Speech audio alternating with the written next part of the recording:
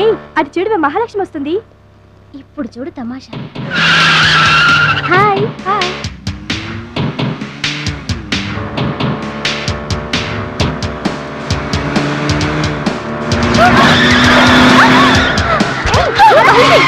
దెబ్బ తగిలిందా?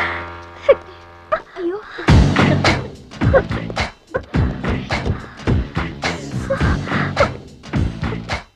నేను ఎదురొస్తే పక్కకు తప్పుకోవాలి, లేదా నా వెనక ఫాలో అవ్వాలి.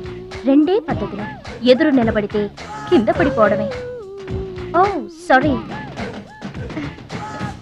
స్కూటర్ రిపేర్ చేయించుకో. చూడవే దాని పొగరు, డబ్బుందని అహంకారం. మహాలక్ష్మి మొదటి నుంచి నువ్వంటే దానికి పడదు, నువ్వేమో ఇండివిజువాలిటీ మెయింటైన్ చేస్తావు. దానికి మహాలక్ష్మి అంటే ఇష్టం ఉండదు. అన్నిటిలోనూ తనే గొప్ప అనుకుంటుంది.